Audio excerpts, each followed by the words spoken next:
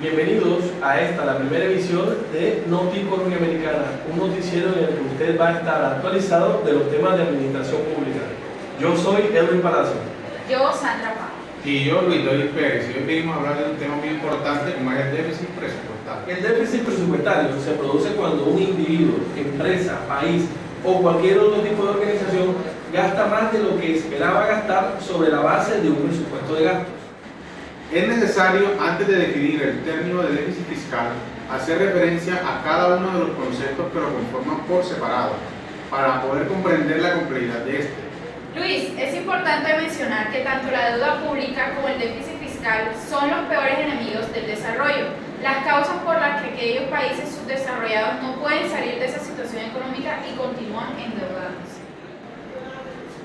En adelante, Luis Pérez le va a explicar en sus palabras qué es déficit fiscal, pero antes conozcamos qué tanto sabe la comunidad colombiana sobre este tema.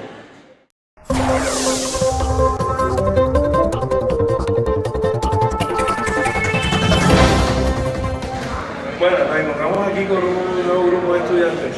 Les vamos a preguntar, por favor, buenas noches, una pequeña pregunta. ¿Qué saben del déficit fiscal?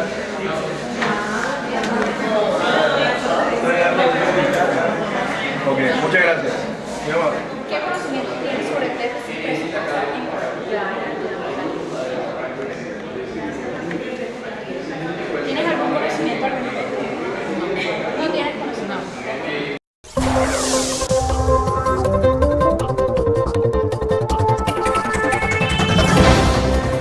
El déficit fiscal es la diferencia negativa entre los ingresos y los egresos públicos en un cierto plazo determinado. El concepto abarca tanto el sector público consolidado como al sector público no financiero y al gobierno central.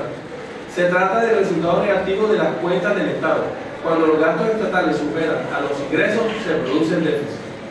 El déficit fiscal, por lo tanto, aparece cuando los ingresos recaudados por impuestos y otras vías los alcanzan para cubrir aquellas obligaciones de pago que han sido comprometidas en el presupuesto. La Contabilidad Nacional se encarga de medir el déficit, apelando a diversas cuentas para poder representar con números la actividad económica de manera sistemática.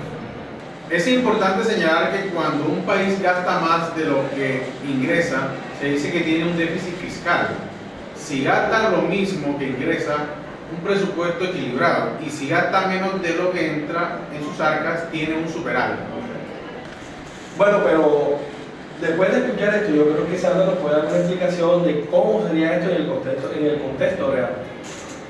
Bueno, para ser más claros, un ejemplo, si nuestro país tiene a finales del 2015 una deuda pública de 3.000 millones de pesos y al año siguiente manifiesta un déficit de 200 millones de pesos, su deuda pública al final de este último año será de 3.200 millones de pesos y aquellos intereses que puedan sumarse, es decir, que la deuda pública implica a todos aquellos déficits anuales que el Estado no haya sido capaz de devolver y que se ha generado en el intento de solventar antiguas deudas estatales. Estos dos conceptos van muy unidos. La deuda aparece cuando existe un determinado déficit fiscal, cuando los gastos del país son más elevados que sus propios ingresos, cosa que es muy raro que no suceda, porque los estados siempre gastan por encima de lo que ganan y por eso siempre recurren a la deuda pública, a fin de poder pagar aquello que de otro modo no podría. La relación que existe entre el déficit fiscal y la deuda pública es irrefutable, ya que juntas conforman un círculo vicioso permanente que se ve reflejado en la utilización de la deuda pública para solventar los gastos del año anterior.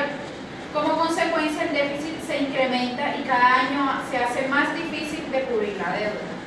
Lo ideal sería que la deuda pública se invirtiera de una forma en la que pudiera recuperarse, pero lamentablemente lo que ocurre en general es que ese dinero se gasta en burocracia y en conseguir mantener en el poder a un grupo determinado. Recuerden, compañeros, que lo que nosotros buscamos es lo que estamos buscando es el estabilidad. Por lo tanto, esperamos que esta información que aquí le hemos traído les sirva para que en adelante aprendamos y conozcamos de qué es esto del déficit fiscal y podamos entender. Y en caso de ocupar un cargo público, ya saben, no se gasten toda la plata.